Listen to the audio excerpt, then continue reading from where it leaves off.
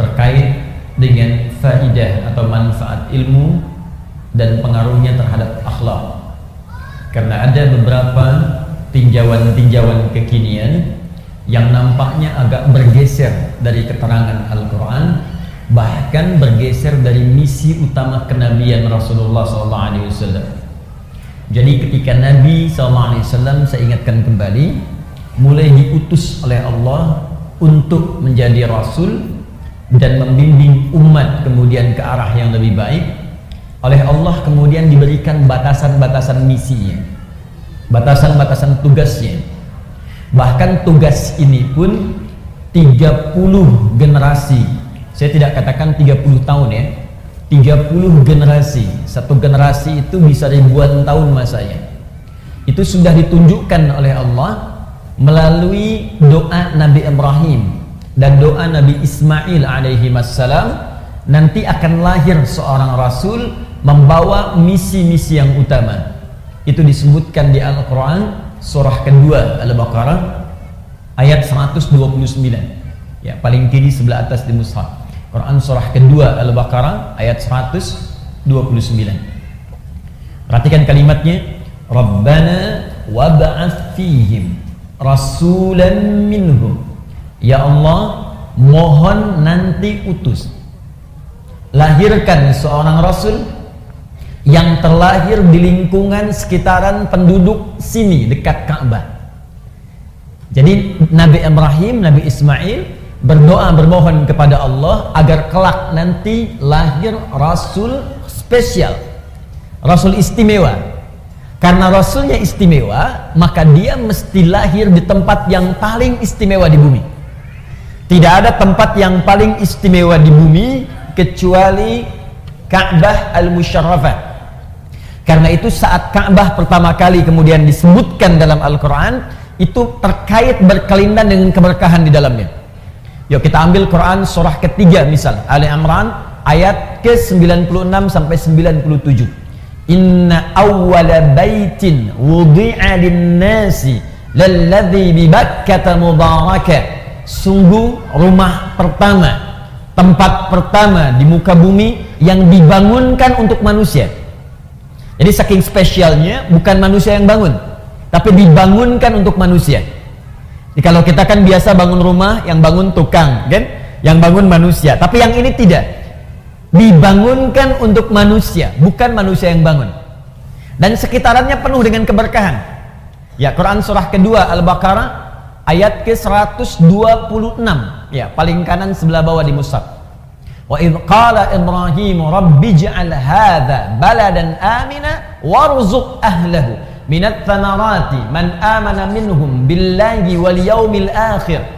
Ketika Nabi Ibrahim berdoa, ya Allah, mohon jadikan negeri ini, ya, sekitaran Ka'bah, Makkah dan sekitarannya, tempat yang paling menenteramkan di bumi. Karena itu ibu sekalian, teman-teman kalau datang ke Mekah itu punya masalah sebesar apapun, di depan Ka'bah itu bisa hilang. Tiba-tiba yang keluar air mata aja, hati tenang. Ibu nggak percaya silahkan. Ibu sedang punya persoalan, sedang punya masalah, masuk rumah nggak enak, lihat TV nggak nyaman, lihat suami gelisah. Tapi di depan Ka'bah itu bisa hilang, bisa tenang gitu. Bahkan bisa bikin status. Ternyata ini yang bisa menenangkan hatiku. Ceplik gitu ya. Orang tawaf dia foto. Sebentar. Nah, ini jaminan. Jadi satu-satunya tempat di bumi, satu, yang bisa mendatangkan ketenangan. Yang kedua, saking berkahnya, itu kan tempatnya tandus, Bu. Ya, para akhwat sekalian, tempat itu tandus. Tempat itu tandus, panas luar biasa, bebatuannya sifatnya padat. Jadi kalau teman-teman main ke Mekah, ya saya doakan insya Allah yang belum pernah haji atau umrah bisa berangkat lebih cepat ya. Ya, dan tidak cukup dengan amin, nabung. Siapkan dari sekarang, nabung. Amin amin, kalau nggak ada persiapan nggak akan terwujud sampai kiamat kurang 2 hari. Sehari lagi buat persiapan lah, taubat minimal. Baik, saya kembalikan. Itu tempat tandus, bahkan air juga sulit, bebatuannya sifatnya padat. Itu ada di Quran surah ke-14 ayat 37. Ya, sifatnya biwadin ghairi dzi zar'in 'inda baitikal muharram. Kata Nabi Ibrahim, ya Allah, saya tinggalkan anak keturunanku ini di satu tempat di lembah yang tandus. Lembah yang tandus, air pun sulit didapatkan, tumbuhan enggak tumbuh. Cuma memang berkahnya inda baitikal muharram, karena dekat dengan Ka'bah ini, maka dia dapat keberkahan. Walaupun tak bisa tumbuh tanaman, batunya tandus luar biasa, pekat dan kuat luar biasa, tapi karena berkah, hampir semua buah-buahan itu ada di sana. Pisang ada, pohon pisang nggak ada bu, tapi pisangnya ada. Pohon apel nggak ada, apelnya ada. Pohon jeruk nggak ada, jeruknya ada. Itu cuma sekitaran Ka'bah al-Musyarrafah. Karena yang dilahirkan Rasul istimewa, maka kata Nabi Ibrahim, Nabi Ismail, ya Allah, mohon lahirkan seorang Rasul yang istimewa. Saking istimewanya, tempatnya harus di tempat yang istimewa, di dekat Ka'bah al-Musyarrafah. Tidak ada satu Rasul pun dari sejak Nabi Adam alaihissalam yang terlahir di dekat Ka'bah kecuali Nabi Muhammad sallallahu alaihi wasallam. Ya, Nabi Muhammad. Saya pernah tunjukkan kepada ibu dulu, masih ingat? Kalau ini Ka'bah kurang lebih seperti ini. Misal di sini bagian sisi Hajar Aswadnya, kita tarik garis lurus ke sini. Ya, sekitar 250 meter dari Hajar Aswad. Tarik lurus, sini bertemu dengan Bukit Safa. Lantai paling bawah bertemu dengan Babus Salam. Dari Babus Salam naik sedikit ke atas, di sini ada eskalator pertama, eskalator kedua. Ini ada tangga, ya, tangga biasa. Naik ke atas lurus sampai di sini. Di sini ada rumah yang sekarang menjadi perpustakaan, Al-Maktabah Al-Qadimah, Maktabah Makkah Al-Mukarramah. Sini ada perpustakaan, sini tempat air, ngambil air zam-zam yang menggunakan jerigen. Jerigennya dijual di sebelah sini, ada yang 10 lear, ada yang 5 real. Ngambilnya ke sini. Nabi lahir di sini. Tempat ini disebut dengan Maulid Nabi sallallahu alaihi wasallam, tempat dilahirkannya Nabi Muhammad sallallahu alaihi wasallam. Nah, yang ingin saya katakan, ketika keduanya berdoa, Nabi Ismail, Nabi Ibrahim alaihi wassalam, ya Allah, nanti utus seorang Rasul yang lahirnya dekat tempat mulia ini. Ini persis yang dimaksud Nabi Muhammad sallallahu alaihi wasallam. Nabi Muhammad itu kelahirannya didoakan 30 generasi sebelum lahirnya beliau. Itu ribuan tahun masanya. Nabi Ibrahim ke Nabi Muhammad itu sallallahu alaihi wasallam itu jaraknya 30 generasi, Bu. Ya, Muhammad bin Abdullah bin Abdul Muttalib bin Hashim bin Abdul Manaf bin Qusay bin Murrah bin Kilab bin Ka'ab bin Ghalib bin Fihir bin Malik bin Nadar bin Kinana bin Khuzaimah bin Mudrika bin Ilyas bin Nizar bin Mudar bin Ma'ad bin Adnan bin Addi bin Adri bin Muqawwam bin Nahur bin Tarikh bin Ya'rub bin Yasjub bin Nabit bin Ismail alaihissalam bin Ibrahim alaihissalam. 30. Ayo diulang. 30 generasi. Nah, apa yang terkait dengan pembahasan kita saat ini? Ketika kemudian berdoa, tidak sekedar berdoa Rasulnya lahir, tapi juga meminta kepada Allah, membawa misi yang utama. Apa misinya? Satu, kembali ke Quran surah kedua Al-Baqarah tadi ayat 129. Perhatikan 4 misinya. Satu, yatslu alaihim ayatika.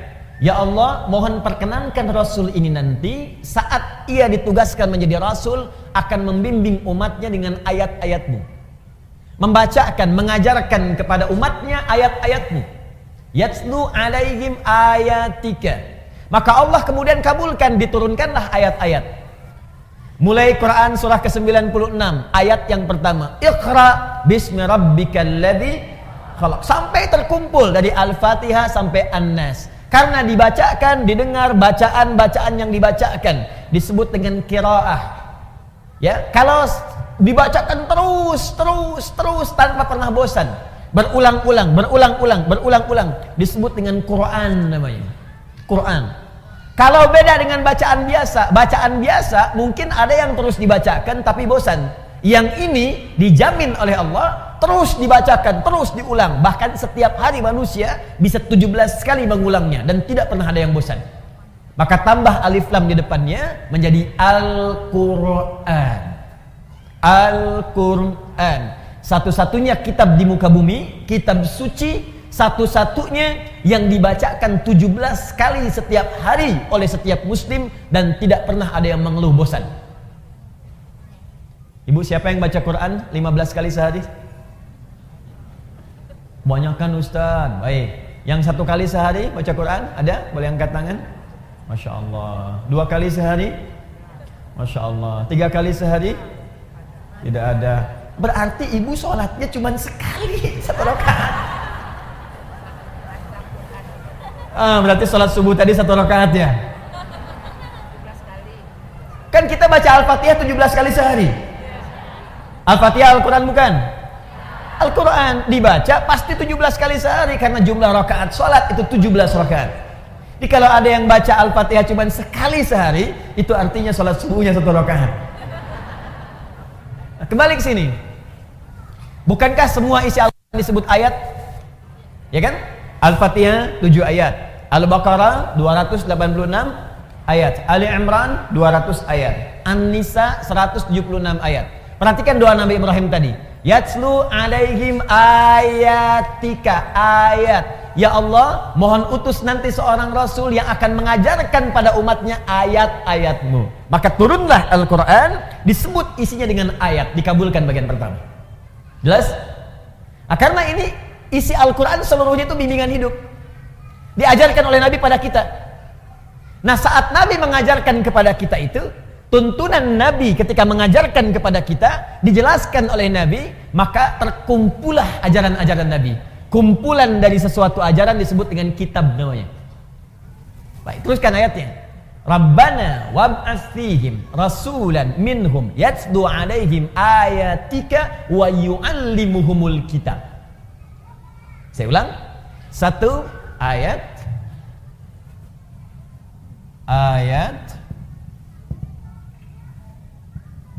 lebih begini. Kedua, wa yu'allimuhumul kitab.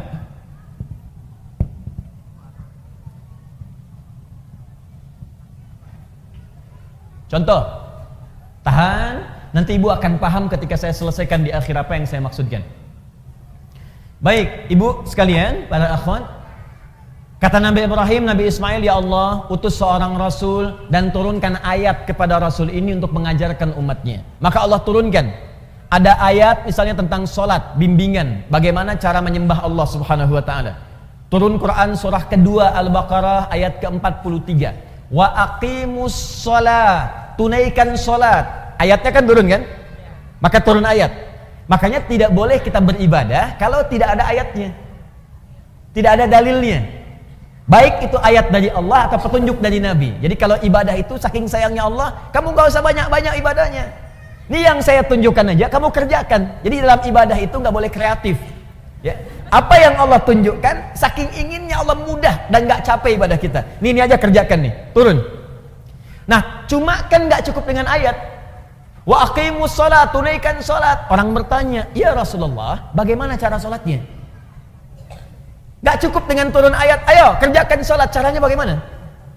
Maka yang kedua kemudian turunlah kalimat wa yu'allimuhumul kitab, ajarkan caranya.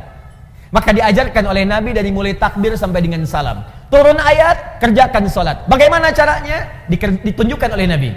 Begini cara takbirnya, ya, begini cara sedekapnya, begini cara rukuknya, begini cara sujudnya sampai dengan salamnya. Dikabulkan doa yang kedua Nabi Ibrahim, Nabi Ismail dikabulkan oleh Allah subhanahu wa ta'ala. Maka ajaran Nabi menerangkan Alkitab itu sekarang disebut dengan hadis, prakteknya disebut dengan sunnah namanya. Pelan-pelan. Kumpulan ayat tadi disebut apa? Al-Quran.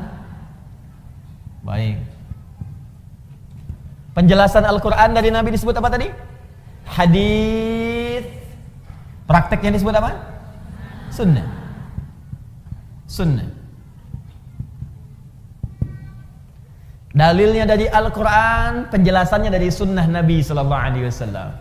Maka kalau ibu ingin bertanya bagaimana cara sholat, lihat keterangan Nabi, lihat sunnahnya Nabi.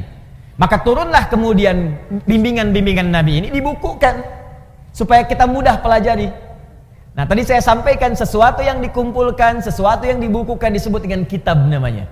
Maka para ulama sekarang mengumpulkan bimbingan-bimbingan Nabi disebut dengan kitab. Maka muncullah apa yang disebut dengan kitab hadis. Ibu kalau ingin lihat misalnya bagaimana Nabi mengajarkan sholat, lihat kitab hadis. Buka Sahih Muslim misalnya, ya, di Kitabus Shalah bab tentang sholat, nomor hadis 397 misal, ya. Bagaimana caranya? Kata Abu Hurairah, kata Nabi, idza qumta ilas shalah, jika Anda ingin menunaikan sholat dengan sempurna, asbigil wudu, sempurnakan dulu wudunya, thumma istaqbilil qiblah, kemudian menghadap ke arah kiblat.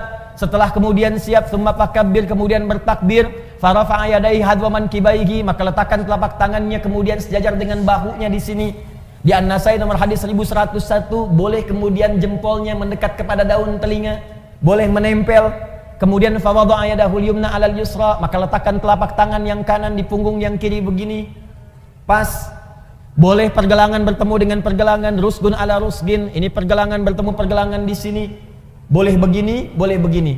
Tapi yang begini langsung, ya. Jadi begitu takbir Allahu Akbar begini, jadi nggak diukur dulu. Allah. Boleh ke sini, Sa'id di sini, tapi tidak boleh ke sini. Di sini tidak boleh, Bu. Ya.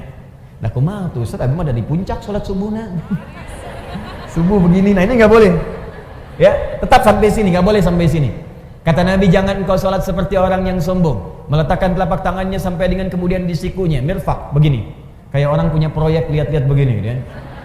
Nah, sampai sini. Ada yang dikerjakan, ada yang dilarang. Secara singkat, bimbingannya ini terkumpul dalam kitab, diterangkan dalam hadis, dipraktikkan dalam sunnah. Jelas sampai sini? Nah, tapi nggak cukup sampai sini. Awas, hati-hati. Nggak cukup kita belajar Al-Quran, sunnah. Al-Quran, sunnah. Ada dua lagi. Ada dua lagi. Dan dua ini, apalagi nanti yang terakhir, yang keempat, itu adalah parameter, ukuran keberhasilan seorang muslim mempelajari Al-Quran dan Sunnah. Jadi kalau Anda diajak untuk belajar, atau ibu kemudian belajar, Al-Quran ini sunnahnya, Al-Quran ini sunnahnya. Tapi kemudian pelajaran itu tidak menghasilkan hasil yang keempat. Hasil yang keempat, ini artinya ada yang keliru dalam proses belajarnya. Jelas sampai sini? Baik. 3. Sebelum sampai ke yang ketiga, yang ini menjadi dalil, dua-duanya dalil. Sudah?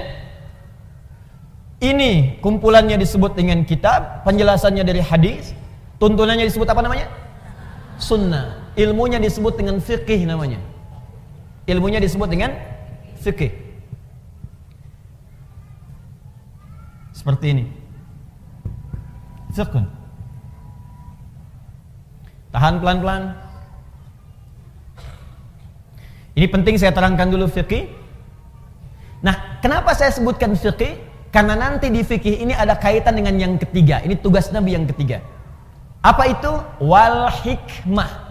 Mengajarkan hikmah di balik setiap ketentuan yang tertuang dalam Al-Quran dan Sunnah tadi. Hikmah. Esensi dari setiap perintah yang Allah kemudian sampaikan dan Nabi jelaskan. Hikmahnya apa? Esensinya apa? Fungsinya apa? Contoh, ibu fokus misalnya tadi kembalikan ke sholat. Kita ingin menunaikan sholat.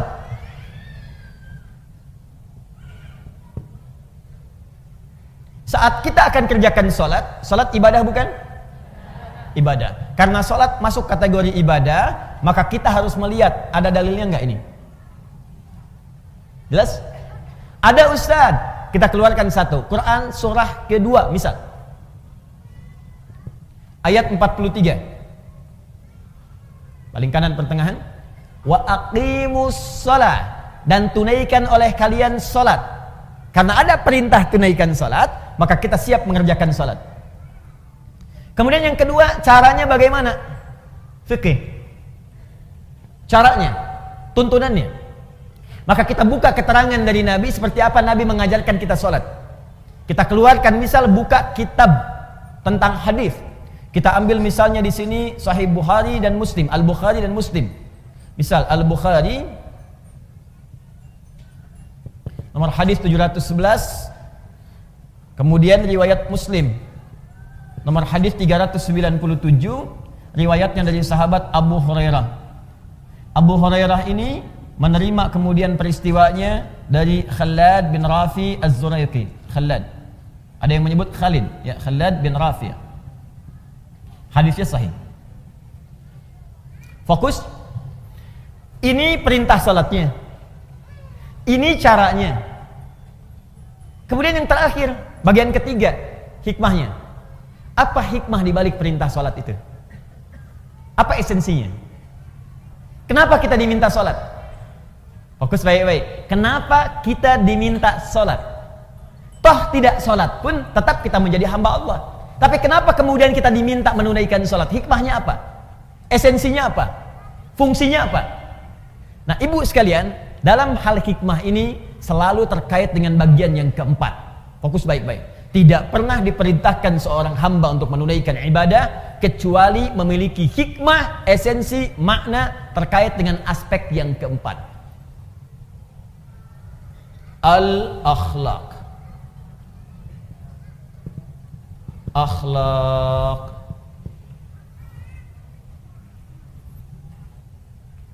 Tahan. Saya kembalikan ke nomor 3 dulu sebelum kita masuk ke akhlak. 1. Buka Quran surah ke-20. Ayat yang ke-14. Ada? Quran surah Thaha. Thaha. Ya? Ma anzalna ilaikal Qur'ana litashqa. Ayat ke-14. 14. Innani anallah. Ada? Innani anallah la ilaha illa ana fa'budni. Ada? Wa aqimis salata li dzikri. Ada? Baik, sekarang perhatikan baik-baik. Ibu sekalian, yang Tuhan itu siapa? Allah. Pencipta kita siapa? Yang hamba siapa? Kita, manusia. Apa yang membedakan antara Tuhan Khalik yang menciptakan kita dengan kita hamba yang diciptakan? Mesti ada beda. Apa beda antara direktur dengan karyawan? Direktur memanage perusahaan, memberikan perintah, karyawan mengeksekusi. Apa beda tuan rumah dengan asisten rumah tangga? Tuan rumah mengatur, memberikan perintah, asisten rumah tangga mengeksekusi, gitu kan? Apa beda antara Allah Rabbun, Tuhan, Khalid, dengan manusia sebagai hamba? Maka bedanya mesti ada perbedaan di antara keduanya. Allah yang disembah, manusia yang harus menyembah. Allah yang diibadahi, manusia yang harus ibadah. Karena itu ketika Allah mengatakan saya Tuhan, lihat ayatnya. Innani anallah. Kata Allah, saya Allah. La ilaha illa ana. Tidak ada Tuhan selain saya. Yang Tuhan cuma saya, kata Allah. Yang lain bukan Tuhan. Yang Tuhan cuma saya, kata Allah. Yang lain bukan Tuhan. Nah, kalau engkau yakin saya Tuhan, kata Allah, maka buktikan keyakinanmu itu. Bagaimana cara membuktikannya? Fa'budni, sembah saya. Sembah, kalau memang yakin Allah Tuhan, ya buktikan. Cara membuktikannya, kita sujud kepadanya. Kita menyembahnya. Bagaimana cara menyembahmu ya Allah? Teruskan ayatnya. Wa aqimis shalah, tunaikan salat.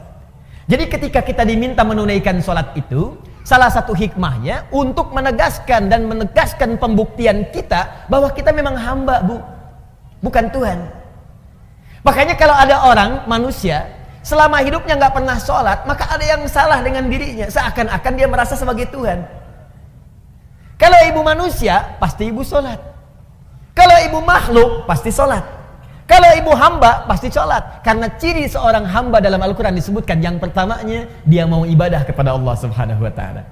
Karena itu Allah murka pada setiap hamba yang tidak mau ibadah, karena ini keluar dari ciri kehambaannya. Jelas sampai sini? Nah, makanya ketika dipanggil misalnya Allahu Akbar, adzan, itu seakan-akan pertanyaan kepada kita. Kamu manusia bukan? Kamu manusia bukan? Cuman ada satu makhluk yang turun ke muka bumi ini. Hati-hati Bu ya. yang selama dia turun gak pernah mau sholat kepada Allah Subhanahu wa ta'ala. Jadi yang turun ke muka bumi ada dua jenis makhluk, Bu. Dua jenis makhluk. Satu manusia, yang kedua setan. Saya ulang ya. Satu manusia, yang kedua setan. Itu ada di Quran surah kedua Al-Baqarah ayat 38, paling kanan sebelah atas. Qul nahbitu minha jami'a. Hei kalian semua, Adam, Hawa plus iblis, setan yang menggodanya, turun semua ke bumi. Fa imma ya'tiyannakum minni huda. Maka kalau ada petunjuk dariku, hudan. Hudan itu artinya petunjuk. Hudan, petunjuk untuk sholat, petunjuk untuk zakat, petunjuk untuk puasa, petunjuk untuk bahagia, petunjuk untuk senang. Kata Allah, kalau ada petunjuk dariku, hudan namanya. Makanya ketika Allah menyebutkan kalimat hudan pertama dalam Al-Quran, dia bersanding dengan sholat. Buka Quran surah kedua Al-Baqarah ayat 2-3. Dzalikal kitabu la raiba fi hudan lil muttaqin. Apa makna hudan itu? Ayat 3-nya. Alladzina yu'minuna bil ghaib wa yuqimunas salat. Di antara penjelasan hudan itu detailnya adalah salat. Kata Allah, turun semua ke bumi. Kalau ada petunjuk dariku untuk kebahagiaan kamu. Kalau ada petunjuk dariku untuk kenyamanan kamu. Kalau ada petunjuk dariku untuk kesuksesan kamu hidup di dunia. Jadi Masya Allah, ini kalau kita tahu tentang konsep ini, maka tidak ada sedetik pun dalam hidup kita kecuali ingin syukur saja pada Allah. Jadi ketika Nabi Adam dan istrinya Hawa diturunkan dan melahirkan kita kemudian hari, itu Allah menginginkan kita hidup di dunia ini hidupnya senang, Bu, bahagia.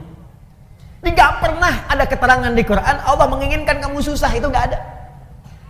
Di semua makhluk yang tinggal di bumi yang namanya manusia itu, ketika dia terlahir, kata Allah, saya ingin kamu bahagia, saya ingin kamu senang, nanti yang abadi nanti di akhirat.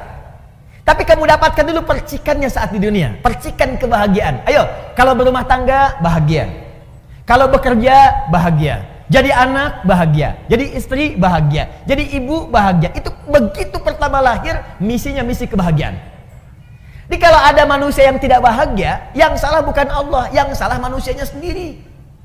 Kenapa? Karena tidak mengikuti petunjuk kebahagiaan yang telah Allah tetapkan. Kan begitu Adam diturunkan, kata Allah, ini saya berikan petunjuk. Petunjuknya petunjuk bahagia. Kalau kamu ikuti petunjuk ini, hidupmu selama di dunia, jadi apapun engkau akan bahagia. Jadi dokter yang bahagia. Jadi ibu rumah tangga yang bahagia. Jadi pekerja yang bahagia. Jadi anak yang bahagia. Karena itu dalam Al-Quran semua ada tuntunan tentang ibu, tentang anak, tentang istri. Puncaknya kebahagiaan. Karena itu ketika Allah mintakan kita untuk ibadah pun, sholat, selain tadi diminta patuh sebagai hamba, diminta taat sebagai hamba, puncaknya hikmah yang kedua adalah kebahagiaan. Silahkan ibu cek dalam panggilan azan ketika diminta sholat, hayya 'alas sholat, ayo sholat. Apakah kalimat azan berhenti sampai di situ? Tidak. Teruskan setelah itu apa? Hayya 'alal falah. Falah itu artinya apa? Falah itu bahagia, falah itu sukses, falah itu beruntung. Jadi begitu kita dipanggil sholat, Allahu Akbar, kata Allah, yang merasa hamba, ayo sholat. Kalau nggak merasa hamba, ya nggak sholat. Berarti kalau ada yang tidak sholat, dia merasa dirinya bukan hamba. Cuman satu di antara dua makhluk, yang satu sholat, yang satu tidak. Yang sholat itu manusia, Adam dan Hawa. Yang tidak sholat adalah setan. Makanya setan itu ketika dia mendengar suara adzan, Allahu Akbar, Abu Daud nomor hadis 857. Fafarra syaitanu alaihi dhuratun. Maka setan ketika mendengar suara adzan langsung lari terbirit-birit saking tidak inginnya mendengar suara adzan. Jadi kalau ada yang alergi dengan adzan, suara apa ini? Berisik sekali. Laguku lebih indah daripada adzanmu, misal. Nah, ini sama dengan bukan saya yang bilang, awas hati-hati. Awas, nggak boleh saya jadi tersangka. Awas hati-hati. Bukan saya yang bilang. Ini sama dengan dia sedang dipengaruhi oleh setan. Karena hakikatnya manusia. Mesti beda. Jadi kalau ibu ingin bedakan, ibu itu manusia apa setan, gampang. Satu, manusia itu pasti sholat. Digampang aja. Kalau ibu sedang sholat, misalnya Allahu Akbar, Ada yang tidak sholat. Setan. Bukan. Ini artinya dia tidak sedang sadar. Dia sedang tidak sadar dengan kehambaannya. Jelas sampai sini? Maka jangan ikut kanan setan, Bu. Jangan bersaing dengan setan. Setan itu profesional dalam urusan maksiat. Dan sangat sempurna, perfect dalam urusan meninggalkan ibadah. Jadi kalau ibu sudah nggak mau ibadah, ibu sudah telat, ketinggalan. Udah ada setan yang duluan. Dan jangan bersaing, ibu nggak akan menang. Nggak akan menang. Karena itu lebih baik kita menjadi manusia yang seutuhnya. Jelas? Hayya 'alal falah. Hikmah yang kedua, setiap ibadah melahirkan kebahagiaan. Makanya semua orang-orang yang ibadah itu pangkal pertama kebahagiaan itu ketenangan, Bu. Ketenangan. Mustahil orang bisa bahagia kalau tidak tenang. Ibu pilih mana ya? Kaya tapi gelisah atau miskin tapi tenang. Tidak ada pilihan ketiga, nggak usah maksa. Kaya tapi gelisah atau miskin tapi tenang. Ayo. Angger kaya tapi tenang. Kaya tapi tenang. Ya itulah ibu-ibu. Selalu ada pilihan yang ketiga. Mau ke majelis taklim, ikut pengajian, datang pada suami. Wah, bawa proposal tentang warna baju, kan? Satu merah, yang kedua biru. Masya Allah. Ayah, mana yang paling bagusnya? Merah atau biru? Kayaknya biru deh, Ma. Kayaknya merah deh, ya. Nanya tapi udah punya pilihan. Ya. Masih mending kalau dipakai, begitu keluar kuning. Selalu ada pilihan yang ketiga. Gak apa-apa. Gak apa-apa. Nah, kebahagiaan itu pangkalnya ketenangan. Jadi mustahil ada orang bahagia kalau nggak tenang, itu mustahil. Karena itu hikmah ibadah, itu setiap kita menunaikan ibadah pasti ada ketenangan. Ibu kalau nggak percaya silakan. Ibu kalau sedang baca Quran tenang nggak? Tenang. Baca Quran ibadah bukan?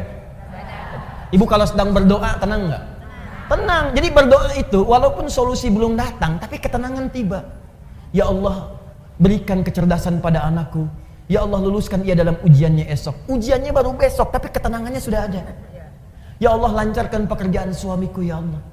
Ya Allah, tenangkan keadaan jiwa-jiwa kami. Jadi pekerjaan baru besok dikerjakan, tapi ketenangannya sudah tiba. Semua ibadah pangkal pertamanya melahirkan ketenangan.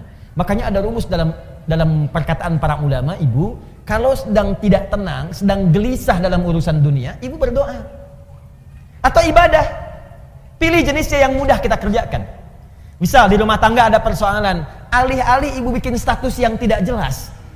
Sekarang banyak peluang dilakukan di media sosial. Ya lebih baik ibu kerjakan ibadah, ambil wudhu, menghadap ke kiblat, buka mushaf, baca. Walaupun solusi belum datang, tapi ketenangan itu akan tiba. Ustadz kalau nulis statusnya sambil baca mushaf gimana? Sama aja salah tuh. Kamu tidak seperti yang aku kira. Nungguin komen gitu kan sampai maghrib. Baca Quran, doa, sholat.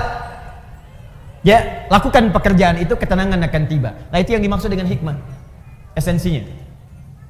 Nah, tapi ada puncak hikmah. Ini tujuan yang paling tinggi di balik semua perintah ibadah. Dan ini misi yang paling puncak dari setiap misi kerasulan Nabi Muhammad SAW. Fokus baik-baik. Bahkan saking pentingnya misi ini, Nabi sendiri yang menegaskan dengan lisannya. Kalau Adi Hidayat yang menyampaikan, Anda boleh ragukan atau tinggalkan. Tapi kalau Nabi yang sampaikan, beliau shadiqul amin, orang yang tidak pernah keliru dan terpercaya dalam hidupnya. Ya, tidak pernah berbuat salah dalam pengertian keliru, apalagi dusta. Maaf, dan beliau senantiasa dipercaya bahkan oleh lawan-lawannya. Shadiqul amin. Apa perkataan Nabi? Buka dalam kitab Syu'abul Iman, diriwayatkan oleh Al-Imam Al-Baihaqi, dikenal dengan Sunan Al-Baihaqi, kitabnya Syu'abul Iman, nomor hadis 2009 sampai 2010. Fokus. Innama bu'ithu liutammima salihal akhlaq. Sungguh misi utamaku. Fokus. Misi utamaku ketika aku diutus ke muka bumi ini adalah untuk menyempurnakan kemuliaan akhlak. Untuk menyempurnakan kemuliaan akhlak. Jadi misi utama Nabi, kenapa diturunkan Al-Quran kepada Nabi? Untuk membimbing umatnya supaya berakhlak mulia. Kenapa Nabi menjelaskan lewat hadis? Supaya umatnya berakhlak mulia. Kenapa ada hikmah di balik ibadah? Supaya dengan hikmah itu dibimbing kepada akhlak yang mulia. Puncaknya ini. Jadi kalau ada orang jujur di bumi, umat Islam mesti lebih jujur. Kalau ada orang tawadhu di bumi, umat Islam mesti yang paling tawadhu. Kalau ada orang sabar di bumi, umat Islam mesti yang paling sabar. Kesempurnaan akhlak. Karena itu, perhatikan baik-baik. Bagian keempat ini, lihat puncaknya. Kembalikan ke Al-Baqarah 129. Rabbana wab'ats fihim rasulan minhum yatslu 'alaihim ayatika, ayat sudah. Wa yu'allimuhumul kitab, kitab sudah. Wal hikmah, hikmah sudah. Yang keempat, wa yuzakkihim, dan menjadikan hati mereka bersih, suci. Kebersihan hati, kebersihan jiwa, itu yang disebut dengan puncak akhlak. Dalilnya, penegasannya di kitab Syu'abul Iman nomor hadis 2009 sampai 2010. Wa yuzakkihim, bersih jiwanya. Kalau jiwanya bersih, maka semua anggota tubuhnya pasti akan berbuat kebaikan. Perbuatan baik yang dikerjakan seluruh anggota tubuh itu yang disebut dengan akhlak namanya. Jelas sampai sini? Sekarang yuk kita buktikan. Saya agak pelan-pelan supaya kita mengerti. Fokus. Contoh sholat. Kembali. Ibadah bukan? Karena itu mesti ada apa? Dalil. Ambil dari Al-Quran. Dalilnya Quran surah kedua ayat 43. Jelas? Baik. Caranya bagaimana? Yu'allimuhumul kitab. Lihat di Al-Bukhari hadisnya. Lihat di Muslim. Ini cara sholatnya. Jadi nggak boleh ngarang-ngarang cara sholat sendiri. Tidak boleh. Yang ketiga, hikmahnya apa? Tadi hikmahnya untuk pembuktian kita sebagai seorang hamba. Misal dalilnya Quran surah ke-20 ayat ke-14. Hikmahnya apalagi tadi? Untuk mendatangkan kebahagiaan. Misal Quran surah ke-23 ayat 1 sampai 2. Qad aflahal mu'minun. Sungguh orang beriman akan menggenggam kebahagiaan dan kesuksesan. Apa amalannya? Ayat keduanya, alladzina hum fi salatihim khashi'un, yaitu orang-orang yang salatnya khusyuk. Di puncak kebahagiaan bisa diraih dengan salat yang khusyuk. Nah, sekarang bagian terakhir. Salat yang baik itu pasti akan berdampak kepada akhlak. Akhlak yang mulia. Maaf, mata orang yang salat pasti baik. Telinga orang yang salat pasti mendengar yang baik. Tangan orang yang salat mengerjakan yang baik. Kaki orang yang salat akan melangkah kepada yang baik. Apa dalil dari semua ini? Semua perbuatan ibadah puncak tertingginya akhlak. Dalilnya diantaranya buka Quran surah ke-29 ayat ke-45.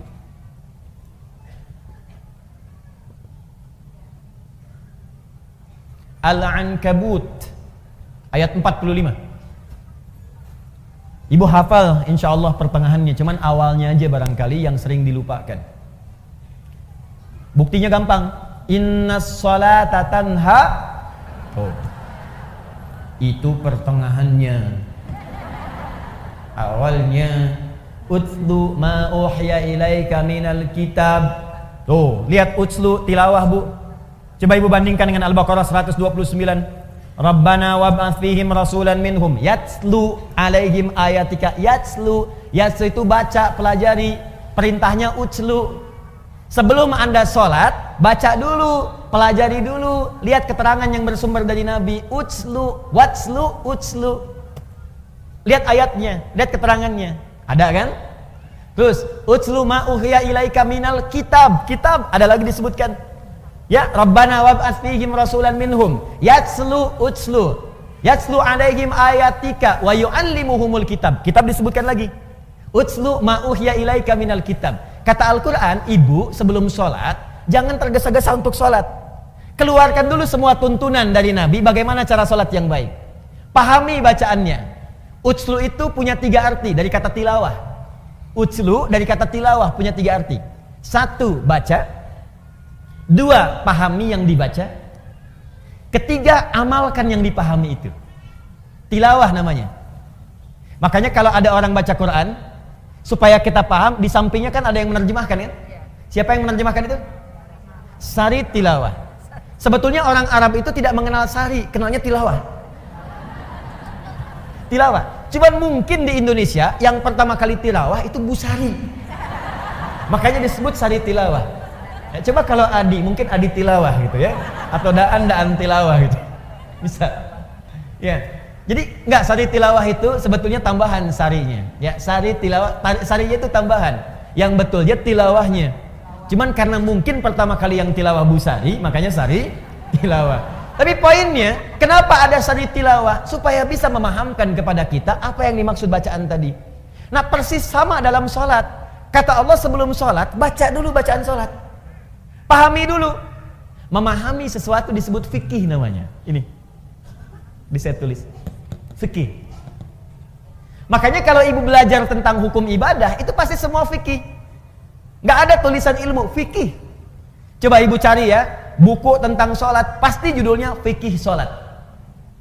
Tentang zakat, fikih zakat. Tentang haji umrah, fikih haji. Ibu nggak akan temukan buku judulnya ilmu sholat, nggak ada. Ilmu haji nggak ada, yang ada fikih. Apa maksud kalimat fikih ini? Paham. Maksudnya kata Allah, hei engkau, kalau engkau ingin khusyuk dalam sholatmu, ingin nikmat sholatmu, maka pahami bacaan dan gerakan sholat itu. Jangan sampai engkau sholat tapi tidak mengerti yang dibaca. Coba jujur pada diri kita masing-masing ya. Jujur saja. Dari sekian ribuan kali sholat yang kita tunaikan, ruku dan sujud, berapa persen bacaan sholat yang dipahami? Tuh. Katanya ibu pengen khusyuk tapi nggak ngerti yang dilakukan, bagaimana bisa khusyuk? Ruku tapi nggak paham bacaan ruku. Sujud nggak ngerti bacaan sujud, mustahil kita bisa mendapatkan kekhusyuan itu. Nah, ini bagian pertama, utslu ma uhya ilaika minal kitab. Ini kitab ini. Kemudian wa aqimis shalah, setelah paham tadi bacaan gerakannya, tunaikan salat. Ini. Sekarang perhatikan, apa hikmah tertinggi dari salat itu? Teruskan ayatnya. Innas salata tanha 'anil fahsya. Itulah akhlak. Kata Allah, kalau salat seseorang benar, maka ukurannya adalah dia akan terbebas dari perbuatan keji dan mungkar. Di salat yang ditunaikan dengan benar. Salat yang ditunaikan dengan benar. Ada alif lamnya, Bu. Ingat ya, ada alif lamnya. Kalau tidak ada alif lamnya, salat itu artinya umum, salatnya bebas. Ibu mau cepat-cepat, mau lambat silahkan, mau khusyuk, mau tidak, bebas. Tapi kalau ada alif lamnya disebut alif lam ma'rifah, khusus sesuai ketentuan.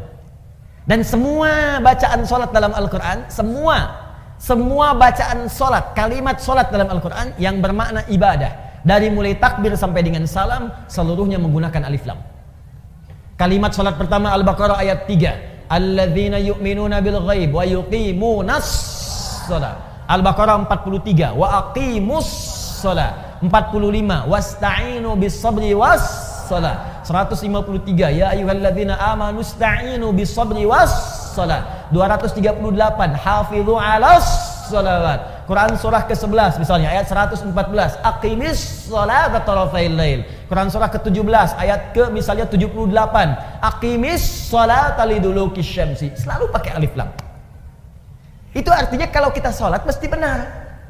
Nah, kalau sholatnya benar, apa dampaknya dari situ? Akhlak. Tanha 'anil fahsya'i wal munkar.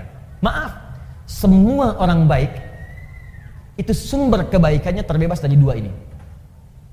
Mohon izin Bu ya, kalau ibu anaknya, cucunya, atau kita sendiri ingin baik, rumusnya gampang. Bebaskan dari dua sumber ini. Tidak ada yang ketiga.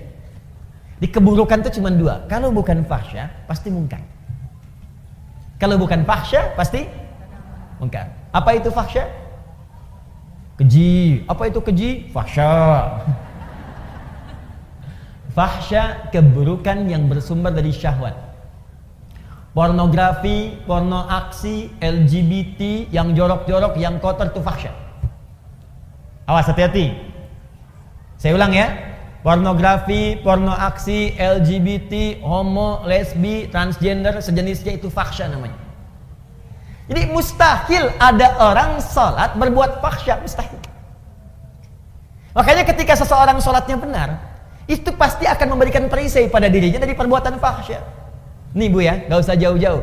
Kalau sholat kita benar, ibu lihat gambar di handphone, buka misalnya ya, Begitu ingin lihat berita, tiba-tiba ada gambar yang tidak elok. Itu kalau sholat kita benar, dalam hati kita ada yang disebut dengan burhan namanya. Apa namanya? Burhan. Itu ada Ustadz Yusuf Burhan. Burhan. Laula an ra'a burhana rabbi. Burhan. Burhan itu petunjuk Allah. Saya ulang ya. Burhan itu petunjuk Allah yang muncul dalam hati, yang menjauhkan kita dari maksiat. Petunjuk Allah yang muncul dalam hati, yang menjauhkan kita dari maksiat. Nabi Yusuf pernah diajak berduaan oleh seorang perempuan, istri seorang pembesar, untuk melakukan hubungan yang tidak dibenarkan. Ya, ini dalil tidak dibenarkannya. Awas, perbuatan zina di luar nikah. Hati-hati di surat Yusuf. Ya, walaqad hammat bihi, ya, wa hamma biha laula an ra'a burhana rabbi. Perempuan itu mengajak Yusuf untuk berduaan. Perempuan itu telah memiliki suami. Yusuf belum menikah sama sekali, diajak berduaan. Ini dalil jelas dalam Al-Quran tidak diperbolehkannya hubungan seksual di luar pernikahan. Jadi nggak usah bikin disertasi, capek. Ya, udah satu ayat baca selesai. Ini artinya orangnya jarang baca Quran. Balik ke sini. Ketika kemudian ditampakkan oleh Allah, laula ar-ra'a burhana rabbi. Kalau dia tidak merasakan, melihat burhan, petunjuk di hatinya dari Allah, ini salah, jangan lakukan. Kalau Nabi itu pasti dijaga, maksum. Nabi nggak mungkin berbuat maksiat, dijaga. Kalau kita karena bukan Nabi, dorongan nafsu itu ada, tapi oleh Allah diberikan pancaran di hatinya supaya mencegah dia berbuat maksiat. Makanya ibu sering dengar suara hati ketika berbuat salah. Kalau nggak percaya begini bu, tes ya, tes. Masih ada nggak nih? Nanti keluar dari sini, ibu coba pakai sendal orang lain. Ngetes, awas, bukan dia lakukan, ngetes. Pakai aja, punya saya, kata Ustaz Adi. Ini cuman cek ya. Lihat sini, ibu pakai, begitu ibu pakai itu, nanti akan ada suara hati dalam benak kita. Itu bukan punya kamu, pasti itu. Ada snack aja, snack dikasih itu, di samping misalnya, ibu mau ambil aquanya. Ketika itu bukan untuk ibu, hati ibu akan mengatakan itu bukan punya kamu. Iya, selalu begitu. Itu burhan namanya. Nah makanya orang-orang yang sholatnya bagus, itu pasti sinyal burhannya kuat bu. Nggak percaya silahkan. Semakin banyak sholatnya, semakin tinggi kualitasnya. Bahkan jangankan yang fardu, sholat sunnah dia buru, tahajud dia kerjakan, sholat duha dia lakukan, rawatib tidak pernah tinggal, sholat mutlak dia lakukan, semua jenis sholat dia koleksi. Kalau sudah dikerjakan semua ini, demi Allah saya katakan, mustahil dia akan berbuat fahsyat, mustahil. Sebaliknya, kalau ada orang masih berbuat fahsyat, senang berkata kotor, apalagi berbuat seperti yang tadi, pelaku di pornografi, ada porno aksi, aktif di LGBT, tapi masih kelihatan sholat, itu pasti ada yang salah dalam sholatnya. Ada yang keliru. Karena mustahil sholat itu bersanding dengan perbuatan maksiat, itu mustahil. Jari orang tahiyat tidak akan berbuat maksiat. Makanya misalnya yang menyimpang tadi, ada yang saudara kita sakit misalnya ya, yang homo, yang lesbi, kita doakan supaya sembuh, kita ajak untuk kembali. Kita doakan, berikan pendidikan supaya balik lagi. Nah pelajaran supaya dia balik dalam aspek syariat itu, dalam hal tertentu dia nggak boleh kemudian menjadi pelaku. Contoh, imam. Homo nggak boleh jadi imam. Di kalangan orang normal itu nggak boleh. Kenapa? Karena di antara syarat tidak terpenuhi, perilakunya tidak mencerminkan kemudian hasil dari perbuatan sholatnya. Dan ketika dia sholat, otomatis bisa mengganggu jamaah di belakangnya. Allahu Akbar. Bubar. Bubar sholatnya. Jelas ya? Baik, jadi mustahil bu, mustahil ada orang sholat berbuat fahsyat, itu mustahil. Awas, saya maksud bukan ibu. Kalau pulang ke rumah ada anak, senang lihat tayangan yang tidak bagus, main-main di lingkungan yang tidak baik, maka coba lihat sholatnya. Yakin saya, kalau enggak dia bolong-bolong, pasti enggak maksimal sholatnya. Dua, mungkar perbuatan maksiat yang bersumber dari nafsu perut dan akal. Jadi kebutuhannya kebutuhan perut dan direncanakan oleh akal. Misal, mencuri, korupsi, mencela, berselisih, berdusta. Awas, itu mungkar. Mencela itu perbuatan mungkar, makanya ada larangan mencela. Quran surah ke-49 ayat yang ke-11. Ya ayyuhalladzina amanu la yashar qaumin qaum, jangan saling mencela. Gibah itu double, perbuatan mungkar dan fahsya. Gibah, Bu. Ya, bahasa kerennya gosip. Ya, makanya maksiat itu jangan dibikin keren, Bu. Jangan merubah kalimat maksiat menjadi kalimat yang halus, sehingga dengan halusnya kalimat itu seakan-akan perbuatan itu boleh. Jangan. Ibu katakan aja begitu. Sekarang kan misalnya, Bu, ya, maaf ya, mencuri sekarang kan dimodifikasi kalimatnya. Korupsi, udah aja sebut maling, itu jelas selesai. Kenapa yang ayam disebut maling, yang besar-besar disebut koruptor? Kan jadi kayak keren. Makanya ketika dibawa kemudian oleh petugas, gayanya kayak mau pergi ke hotel, bawa koper, bawa apa, rombongan gitu kan. Udah ada sebut maling, udah selesai. Ya, orang-orang yang menjual diri, laki-lakinya, perempuannya sebut pezina. Ini diperbagus, karena diperbagus seakan-akan jadi boleh. Kupu-kupu malam. Jadi kalimatnya dibikin bagus, karena dibikin bagus itu seakan-akan menjadi boleh. Udah, maksiat pun langsung aja dibikin dengan kalimat yang jelas seketika. Kata Allah, la taqrabu zina, zina. As-sariqu was-sariqatu, maling, pencuri, sebut dengan itu. Sehingga ketika kalimatnya itu keras disebutkan, dia akan jauhi. Bapak kamu maling ya? Bukan, koruptor. Karena dibikin bagus. Ya. Ibu kamu kok keluaran malam-malam? Dia kupu-kupu.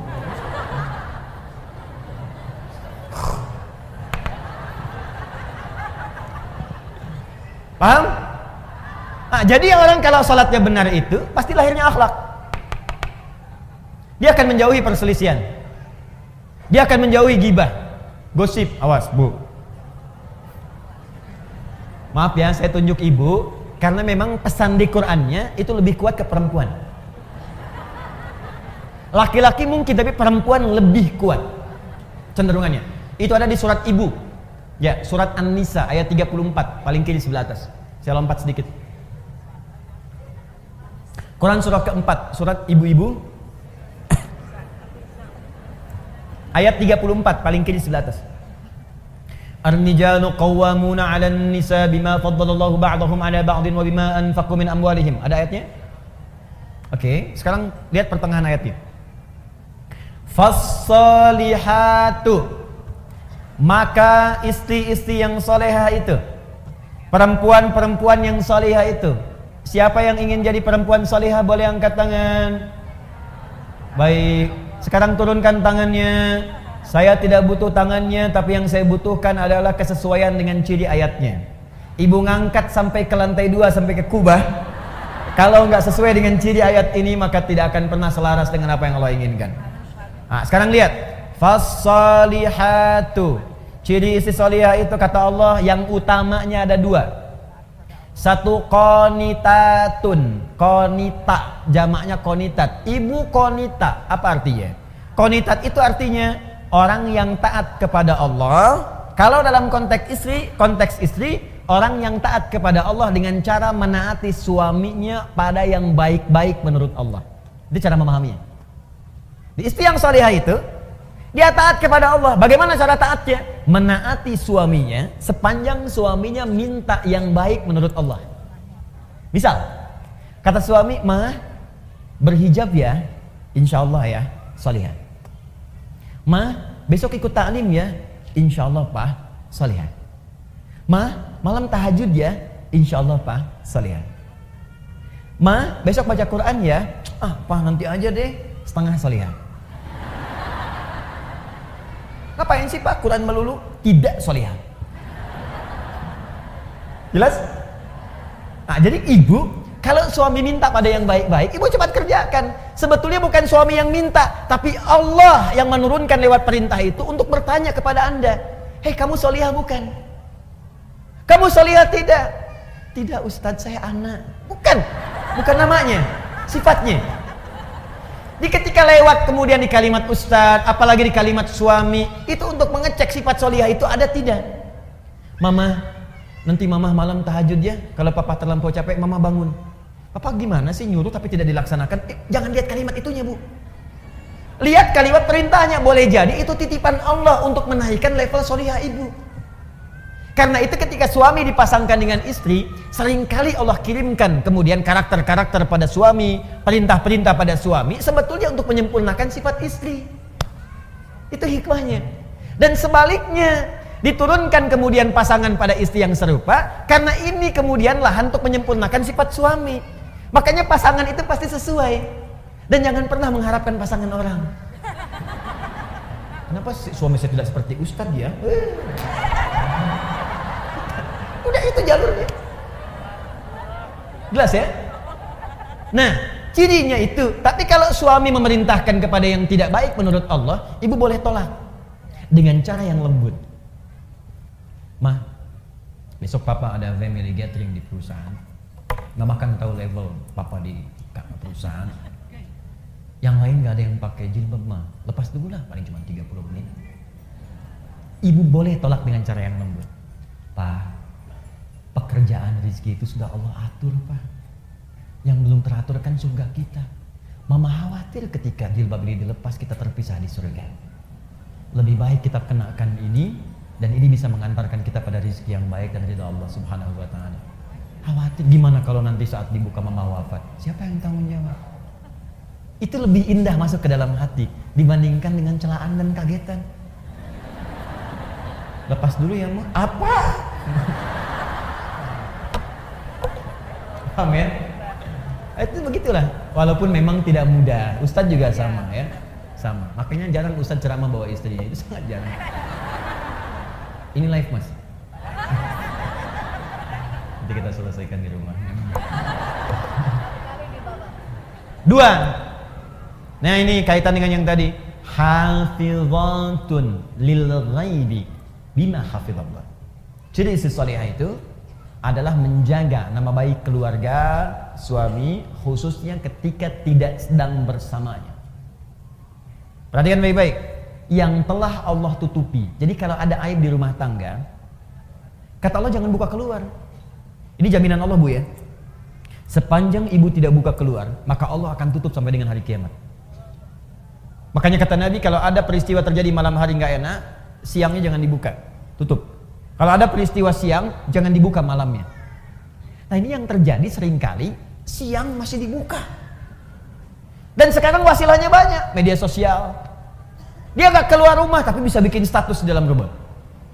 Nah yang paling tidak elok itu kadang-kadang, ini menjadi bahan untuk berbuat maksiat. Padahal dia sholat, tapi masih dikerjakan. Yang digosipkan bukan urusan luar, yang dibawa keluar justru masalah di dalam rumah. Judulnya memang pengajian, datang Ustadz belum tiba, ketemu kawan, saling bersalaman, apa kabar? Iya sayang, kemana aja? Ya, alhamdulillah sehat. Gimana kabarnya? Baik. Keluarga gimana? Sehat. Suami gimana?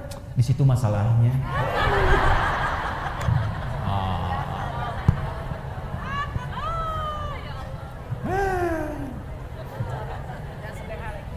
Ya, ingat, gosip perbuatan fahsya sekaligus mungkar. Berselisih mungkar, mencela mungkar, menghina mungkar pada yang bukan tempatnya, karena ada nanti perbuatan yang harus dicela. Ingat, awas, hati-hati. Mohon maaf, mencuri mungkar. Sekarang saya ingin tanya, ini kan baru contoh. Fokus baik-baik. Salat ibadahnya, dalilnya sudah ada, ini prakteknya. Dalilnya ini, petunjuknya ini, hikmahnya ini, puncaknya akhlak. Di akhlak itu puncak dari semua ketentuan yang Allah turunkan kepada kita. Puncak salat, akhlak. Puncak zakat, akhlak. Puncak kemudian baca Quran, akhlak. Dan puncak ilmu pun akhlak. Menuntut ilmu ibadah bukan? Ibadah, makanya dalilnya banyak di Quran. Apa dalilnya? Sepanjang ibadah mesti ada dalil. Banyak dalilnya. Quran surah 96 ayat 1. Iqra bismi rabbikal ladzi khalaq. Dalil menuntut ilmu. Quran surah ke-9 ayat 122. Wa ma kana al mu'minuna liyanfiru kaffah falaula nafara min kulli firqatin minhum ta'ifah liyatafaqahu fid din. Cara menuntut ilmu. Majlisnya ada, Quran surah 58 ayat ke-11. Ya ayyuhalladzina amanu idza qila lakum tafassahu fil majalisi yafillahu ya fafsahillah yafsahillahu lakum. Fafsahu yafsahillahu lakum. Hai orang-orang beriman, kalau diperintahkan kepadamu, ayo cepat penuhi majlis-majlis, share informasinya, share tempatnya. Siapa yang bisa meluaskan majlisnya akan diluaskan oleh Allah Subhanahu wa taala. Dari mana itu Ustaz tahu ayat ilmu? Teruskan ayatnya. Yarfa'illahu alladhina amanu minkum walladhina utul ilma darajat. Ayatnya ada. Hadisnya utlubul ilma. Ya, talabul ilmi faridatun ala kulli muslim. Menuntut ilmu itu kewajiban dari setiap muslim. Ibnu Majah nomor hadis 233. Man salaka tariqan yaltamisu fihi ilma sahalallahu lahu tariqan ilal jannah. Siapa yang berusaha datang ke majlis ilmu dengan segenap kemampuan dirinya, maka Allah akan catat untuk meringankan langkahnya ke surga. Al-Bukhari Kitabul Ilmi nomor hadis 71. Ya, perhatikan baik-baik. Man yuridillahu fihi khaira yufaqihu fid din. Siapa yang Allah inginkan menjadi orang yang lebih baik, maka dia akan didorong untuk belajar ilmu agama. Al-Qur'annya ada, hadisnya ada, hikmahnya banyak. Ilmu membuat orang lebih pintar, ilmu membuat turun ayatnya la yastawil ladina ya'lamuna wal ladina la ya'lamun. Tidak sama orang berilmu dengan yang tidak berilmu. Orang berilmu punya derajat di sisi Allah. Bertauhid harus pakai ilmu. Quran surah 47 ayat ke-19. Fa'lam, mesti punya ilmu, annahu la ilaha illallah, untuk menetapkan tiada Tuhan selain Allah. Ilmu. Hikmahnya ada. Dalil ada. Hadis ada. Hikmah ada. Puncak terakhirnya akhlak. Jadi kalau ibu belajar ilmu, datang ke pengajian, belajar. Apa yang dipelajari? Al-Quran. Apa yang dipelajari? Sunnah.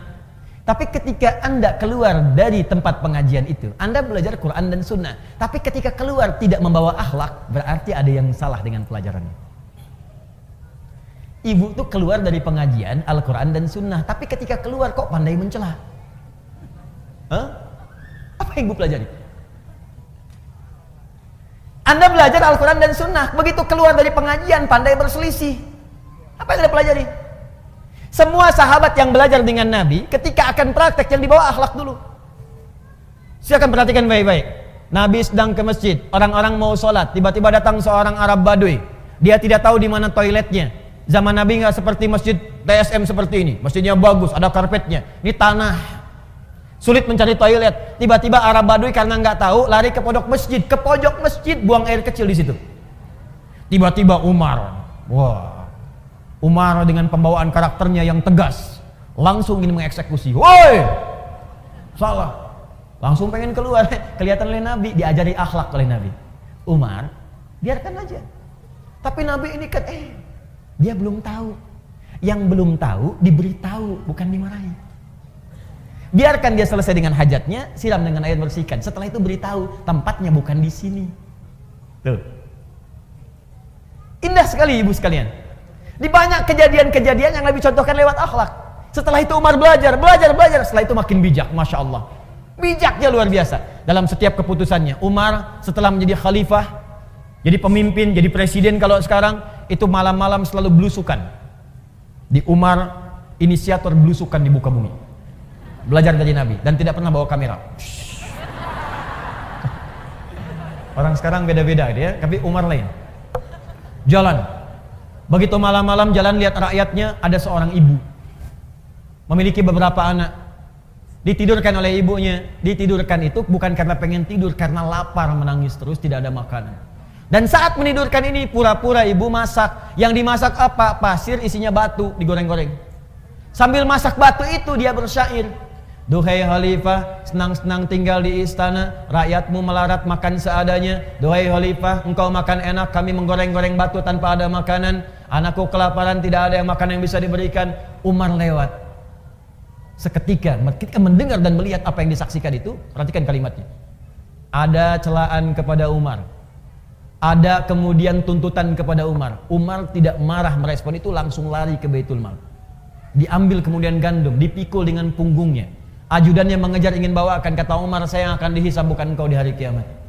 Dibawakan oleh Umar, datang ke tempat ibu itu, kemudian disingkirkan semua batu dan pasir tadi, dimasakkan oleh Umar langsung dengan tangannya, dan tidak pernah mengatakan saya khalifahnya, tidak. Jadi begitu dimasakin, si ibunya pun nggak tahu, dan Umar nggak perkenalkan dia Umar. Dimasak oleh Umar, ibunya yang paling menarik Bu, sambil dimasakin sambil dicela oleh ibu itu. Duhai khalifah, enak-enak engkau tinggal di istana, orang lain yang datang memasakkan kepadaku. Duhai khalifah, engkau enak makan enak, orang lain datang kepadaku bukan engkau. Padahal itu Umar. Apa Umar berkata kemudian, ini saya Bu, ya abdi Umar? Tidak. Umar masak aja. Setelah itu disuapi oleh Umar, dibantu ibu itu dan pulang. Perhatikan pengajaran Nabi, sungguh indah. Makanya orang-orang yang belajarnya benar, itu puncak tertingginya itu pasti akhlak. Pasti akhlak. Ibu melihat ada orang masuk masjid, safnya belum lurus. Coba lihat, barangkali dia belum tahu. Orang yang belum tahu diberi tahu, bukan dimarahi. Woi, belum lurus tuh, apa nggak tahu? Tidak. Bapak, itu belum lurus. Bu, yuk kita luruskan yuk supaya rapat. Biarin aja. Usil aja. Saya di sini sudah 10 tahun. 10 tahun. Padahal masjidnya baru 5 tahun, Bu. Kadang-kadang ada yang begitu, nggak apa-apa. Nggak ada masalah, baik, nggak apa-apa Ibu ya. Mudah-mudahan nanti bisa diluruskan. Atau imamnya yang posisi lebih tinggi datang. Makanya kami kalau di Timur Tengah itu kalau ngimami jalan dulu, lihat. Ya, jadi nggak langsung di belakang ini, di depan nengok ke belakang. Ya, dan bahasa imam tuh boleh pakai bahasa lokal, nggak harus pakai bahasa Arab. Ya, contoh itu ada bahasa yang harus Arab sepenuhnya seperti azan, sholat harus bahasa Arab. Tapi ada bahasa yang boleh pakai makna dengan bahasa lokal. Seperti imam mengarahkan makmumnya. Ibu sekalian tolong rapatkan, luruskan safnya.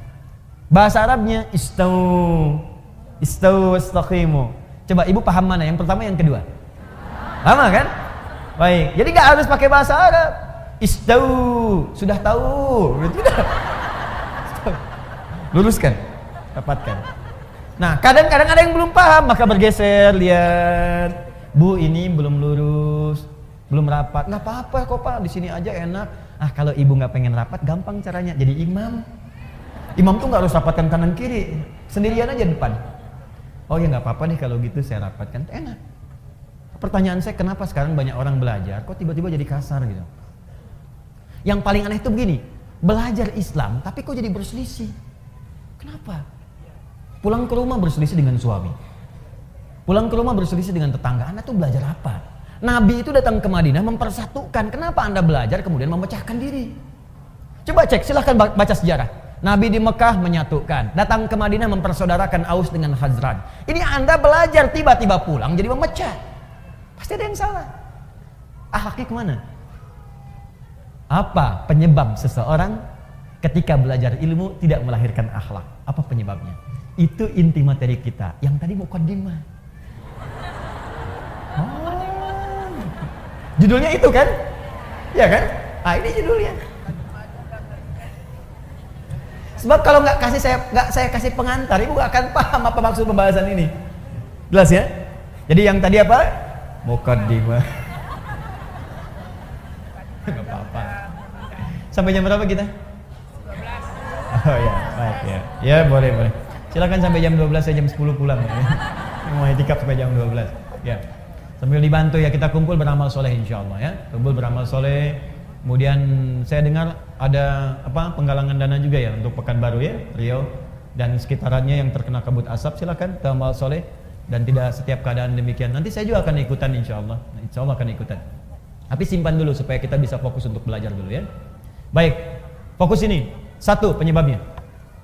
Saya akan cepat saja, paling cuma 2 atau 3 poin saja. Ya, 1 poin setengah jam. 1. Sudah?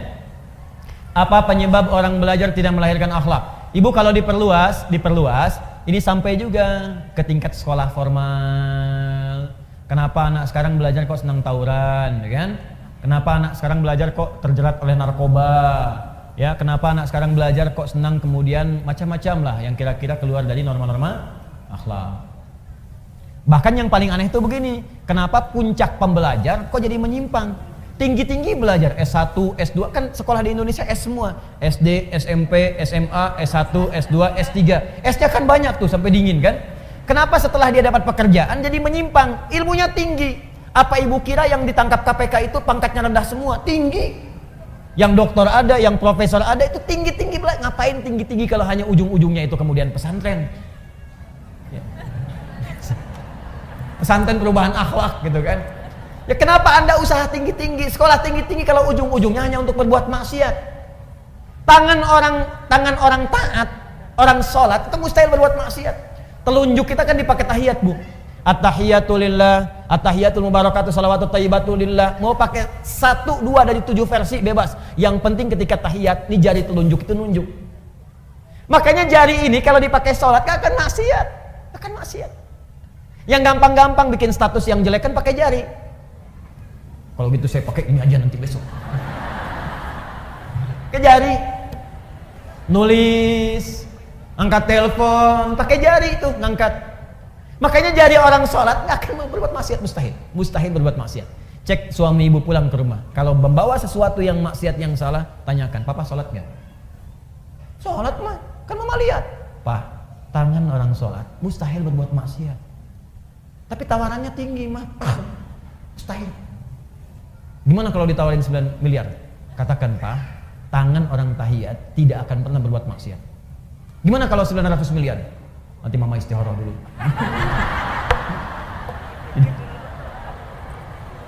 Dah, 1. Penyebab yang pertama, tidak lurusnya niat. Tidak lurusnya niat karena Allah. Tuh, kaget bayi itu. Wow, kan? Ibu masih ingat ayat pertama yang diturunkan kepada Rasulullah apa bunyinya? Iqra, bukan. Ibu salah dapat informasi. Ayat pertama yang diturunkan kepada Nabi Muhammad SAW ternyata bukan Iqra. Ibu salah dapat informasi. Ternyata Iqra bismi rabbikal ladzi khalaq. Ayat pertama. Karena ketika dikampaikan Iqra, kata Nabi, ma'ana biqari, saya nggak bisa baca. Iqra baca, ma'ana biqari. Yang ketiga, Iqra baca, ma'ana biqari. Dipeluk oleh malaikat Jibril, dibacakan dengan sempurna ayatnya, Iqra bismi rabbikal ladzi khalaq. Muhammad, perhatikan, baca bukan karena engkau tidak pernah punya guru untuk mengajarkan kau membaca, bukan karena engkau tidak pernah sekolah sehingga engkau tidak bisa baca. Bacakan semua karena Allah. Bismi rabbik, bismi rabbikal ladzi khalaq. Yang menciptakan engkau saja begitu mudah.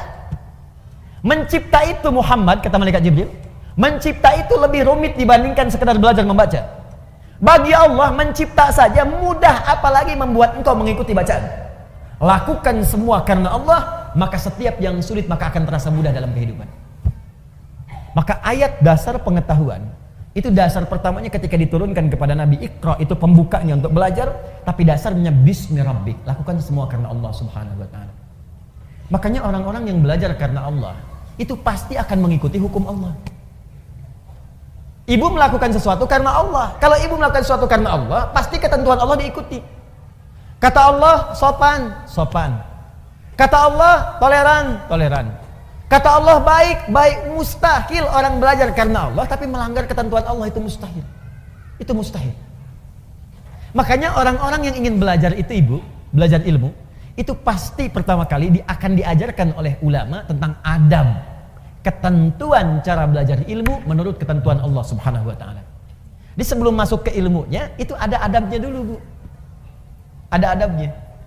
Bagaimana Allah meminta kepada penuntut ilmu untuk menuntut ilmu, itu ada. Ibu kenal Imam An-Nawawi? Ya, bagus. Kenal di mana, Bu? Masya Allah. Hanya edisi kali ini ada yang kenal Imam An-Nawawi. Tapi lumayan ada penurunan ya. Dulu kan Utsman kenal ya. Terus saya di Sukabumi ada yang kenal Firaun. Luar biasa. Hebat lah Sukabumi, hubud dunia. Sukabumi hubud dunia. Jadi kalau diterjemahkan ke dalam bahasa Arab, hubud dunia. Suka itu hubun, bumi itu dunia. Sukabumi, hubud dunia. Lihat sini, fokus baik-baik. Ibu Imam An-Nawawi itu yang menulis kitab Al-Arba'in, 42 hadis. Menulis kitab Riyadhus Shalihin, 1896 hadis. Syarah Muslim 9 jilid. Imam An-Nawawi. Tapi tahukah ibu, sebelum beliau menulis semua itu, beliau menulis sebuah kitab Namanya At-Tibyan fi Adab Hamalatil Quran. Disingkat dengan nama At-Tibyan. Itulah dia nama kitabnya. Itu terjemahan anak kecilnya. At-Tibyan. Dia At-Tibyan. Boleh ibu searching di Google misalnya. Ya di Google ibu carilah kitab-kitab, kan? Cari ya. Sudah? Ibu cari At-Tibyan, boleh pakai Latin, tulis boleh At-Tibyan An-Nawawi, nanti keluar. Sekarang gratis, Bu. Ayo sebagian pulsanya pakai untuk akhiratnya. Download buku-buku baik-baik. Nah, di kitab ini itu berisi bagaimana kita belajar adab sesuai ketentuan Allah sebelum belajar ilmu. Makanya ada perkataan ulama begini, adab qoblal ilmi, adab dulu sebelum ilmunya. Karena khawatir kalau nggak belajar adab nanti mengambil ilmu, mempraktekannya tanpa adab. Itu yang dikhawatirkan. Belajar adab dulu, adab. Di sini nanti ibu akan ditunjukkan bagaimana cara beradab dengan baik sebelum belajar. Contoh, maaf Bu ya, ibu akan ditunjukkan cara memilih guru bagaimana sebelum berangkat. Supaya ibu ketika belajar dari guru itu mendapatkan selain ilmunya juga adabnya. Sopannya, baiknya, lemah lembutnya, perhatiannya. Bagaimana ibu mencari guru yang ketika dia mengajar Anda di siang hari, malamnya dia berdoa untuk Anda. Ada. Ya. Lihat. Wala yuta'allamu illa mimman kamulat ahliyatuhu. Kata Imam An-Nawawi, tidaklah seorang penuntut ilmu itu akan belajar kecuali sebelum belajar dia akan melihat dulu siapa guru yang akan dia belajar kepadanya. Satu, kamulat ahliyatuhu. Dia akan petakkan guru yang sesuai dengan spesialisasinya. Tidak semua ustadz menguasai semua hal. Ibu ingin belajar tafsir, cari ustadz ahli tafsir siapa. Ibu ingin belajar fikih, cari ustadz ahli fikih siapa. Sekarang ini semua masyarakat memahami semua ustadz itu paham semuanya. Sehingga ketika ingin belajar tafsir datang ke ustadznya ahlinya ahli hadis, gak nyambung. Ini sekarang orang ingin belajar fikih, datang ke ustadz ahli tauhid, gak nyambung. Pendekatannya beda. Nanti malam di Mujahidin saya terangkan 4 turunan ilmu. Saya terangkan bagaimana cara memahami ini semua. Nanti ada kuncinya. Cari ibu, praktekkan itu. Makanya saya usulkan, kemarin ada pertemuan ustadz di Jakarta, saya usulkan bikin database ustadz. Database. Sehingga masyarakat itu gampang. Ketika ingin belajar, tinggal buka database-nya, klik tafsir, maka keluarlah ustadz-ustadz ahli tafsir. Lalu dibuat kemudian aplikasi pengajiannya. Keluar, majlisnya di Bandung ini, di Bekasi ini, Jakarta ini, pakarnya ini. Oh, kalau ada hebat tuh. Ngaji di mana? Klik keluar. Gampang. Itu bagian pertama. Jadi jangan sampai ibu salah ngaji. 2. Yang paling menarik. Wa hasunat akhlaquhu, kurang lebih kalimatnya demikian. Dan baik akhlaknya. Pintar tapi akhlaknya buruk, maka akan mencetak murid yang pandai tapi tak berakhlak. Gurunya pintar memang, Al-Qur'an hafal, hadis hafal dengan nomornya, tapi juga sering mengajarkan tata adab yang tidak bagus, mencela juga rajin. Mengajar sambil mencela. Mengajar misalnya sambil menghina. Mengajar sambil menjelek-jelekan. Makanya jangan heran kalau Anda jadi alumni dari situ, keluar pintarnya ada, dalilnya tahu, tapi juga mencelanya hobi. Pandai di bidang ilmu dan profesional di bidang maksiat. Apa profesinya? Mencela. Jadi kalau nggak sama dicela. Kalau nggak serupa dijauhi. Itu jadi persoalan. Bukankah dakwah Nabi merangkul bukan memukul? Bukankah dakwah Nabi mencintai bukan mencelai? Bukankah dakwah Nabi mengajak bukan menghinakan? Jelas ya? Coba dicek lagi. Ini adab. Ini yang bicara ulama-ulama salaf. Ulama salaf, orang-orang terdahulu. Kami diajarkan adab dahulu sebelum belajar ilmu. Kata Imam Malik, saya belajar adab kemudian 20 tahun baru setelah itu saya belajar ilmu. Dan saya ketahui ternyata belajar adab itu lebih utama dibandingkan dengan ilmu. Nanti saya beritahu rahasia Bu ya. Ada sebuah rahasia, tapi ini diantara kita saja. Kalau ibu bisa belajar adab ini lebih bagus, atau tanamkan kepada anak Anda, cucu Anda, belajar adab lebih dahulu, maka Allah akan buka semua peluang ilmu dengan begitu mudahnya. Adabnya berhasil, ada orang yang ketika adabnya berhasil baru dibacakan sekali, Allah sudah tanamkan kalimat itu dalam jiwanya, seketika hafal. Imam Al-Bukhari itu sekali dibacakan langsung hafal. Abu Hurairah punya adab yang tinggi, didoakan oleh Nabi. Begitu dibacakan seketika langsung ingat. Ada orang yang baru mendengar langsung paham kemana arah pembicaraan ini. Ada. Apa rahasianya? Yuk, adab yang kedua. Satu tadi lurusnya niat, dalilnya sudah ada. Makanya Nabi menekankan di Al-Bukhari nomor hadis yang pertama, innamal a'malu bin niat. Amal itu bergantung kepada niatnya. Maka ibu tolong luruskan niat, Bu. Anaknya kalau sekolah diniatkan diluruskan niatnya karena Allah. Ibu saya tanya, anak disekolahkan supaya pintar apa supaya Allah ridha?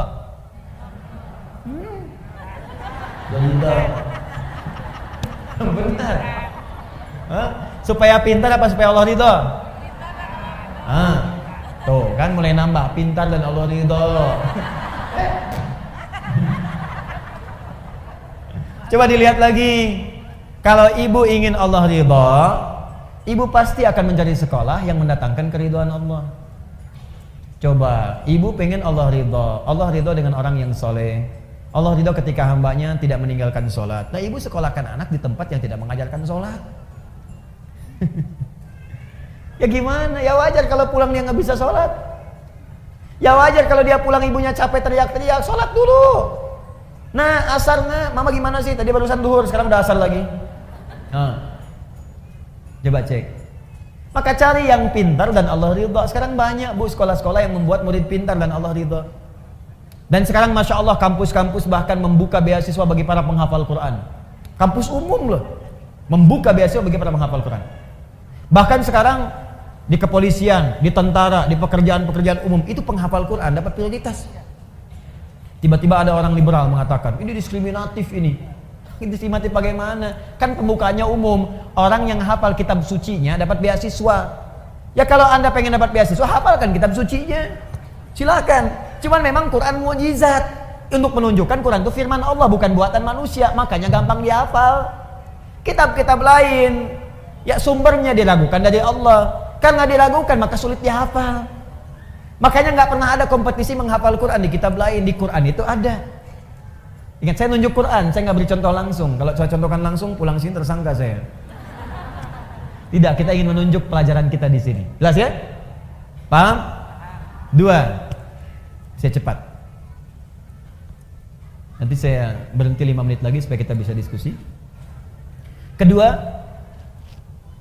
adab yang kedua, bagaimana seseorang dia bisa mendapatkan ilmu yang baik dari Allah Subhanahu wa taala sesuai dengan adabnya dan akhlaknya, maka dia menjaga hubungan dengan Allah Subhanahu wa taala. Yang pertama meniatkan karena Allah, yang kedua menjaga hubungan dengan Allah Subhanahu wa taala. Titik dua. Dengan meningkatkan takwa. Ini rahasianya. Dengan meningkatkan takwa. Dalil, Bu, dalilnya. Pakai dalil ya supaya kuat. Quran surah kedua Al-Baqarah. Quran surah kedua. Akhir ayat 282. Ibu lihat ke akhirnya saja. Akhir ayat 282. Paling kiri sebelah bawah di mushaf. Akhir ayat 282. Sudah? Perhatikan ayatnya, langsung ke ujungnya, langsung ke bawah. Kalau dari atas, ya ayyuhalladzina amanu idza tadayantum bidain, lihat ke bawah paling ujung. Wattaqullah wa yu'allimukumullah. Ada? Wattaqullah, tingkatkanlah takwamu kepada Allah. Wa yu'allimukumullah, maka dengan peningkatan takwa itu Allah akan mengajarkan kepadamu kemudahan dan tambahan pengetahuan. Jadi ternyata peningkatan takwa itu selaras dengan peningkatan pengetahuan. Orang yang meningkatkan takwanya semakin tinggi, semakin mudah dia mendapatkan tambahan pengetahuan dari Allah. Nah, ibu sekalian, karena itu, ini rahasia yang ingin saya sampaikan.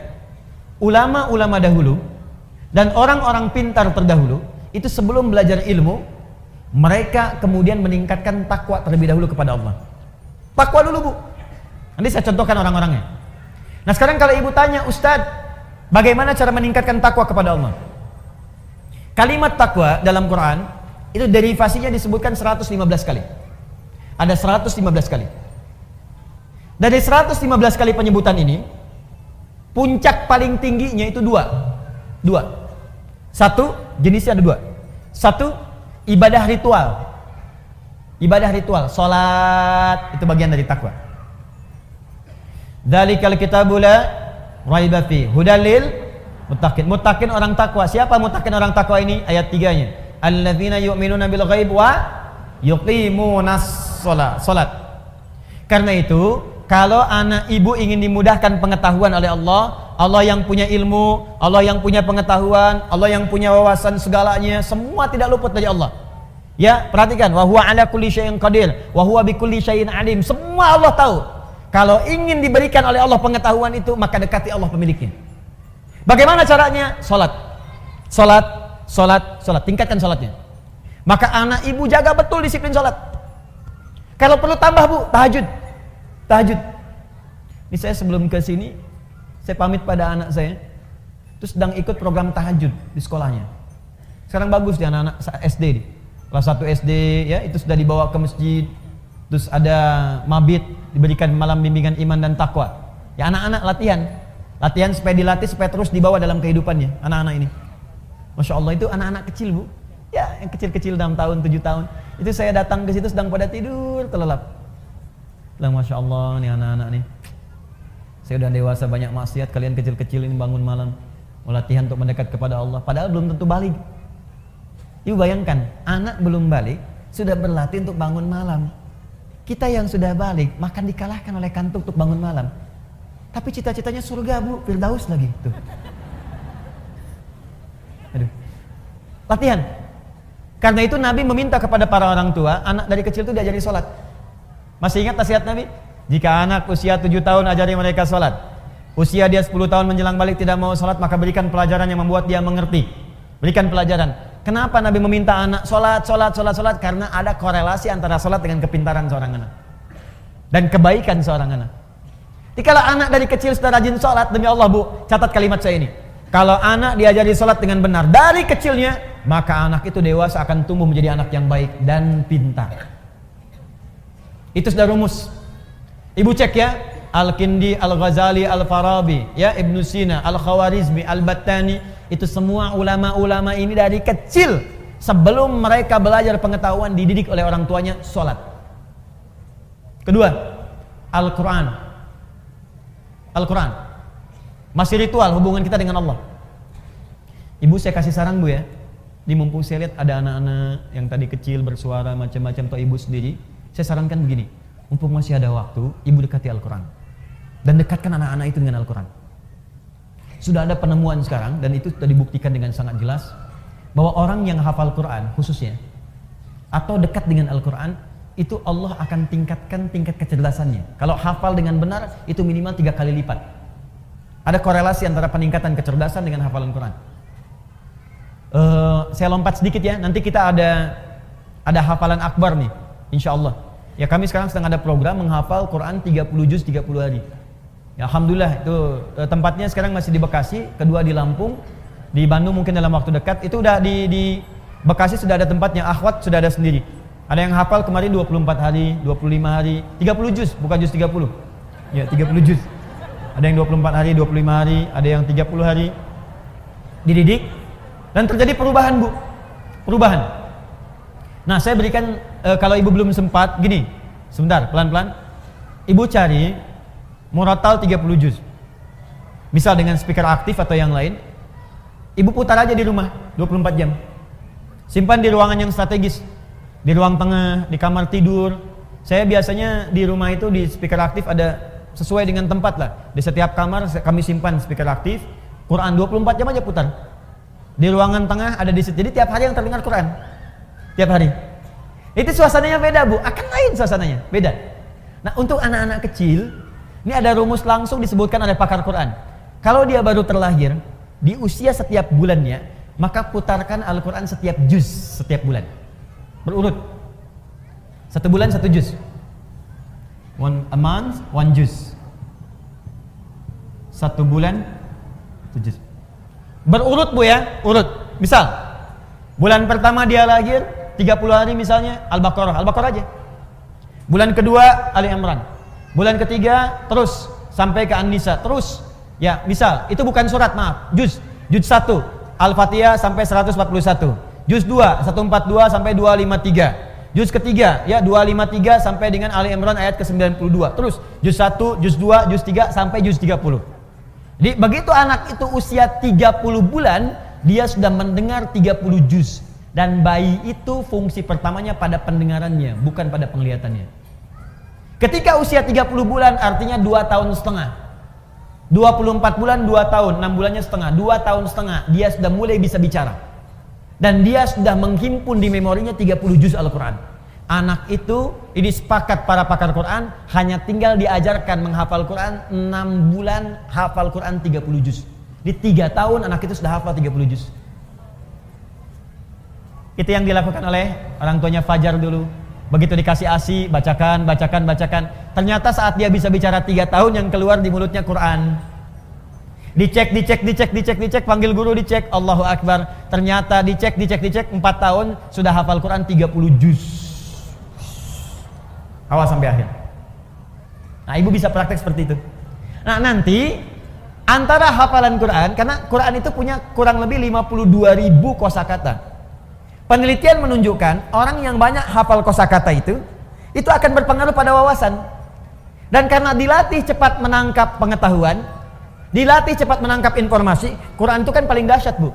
Kami sekarang sedang punya proyek itu meng-MRI otak penghafal Quran. Ya, bagaimana cara dia menghafal dengan mengeluarkan Qurannya.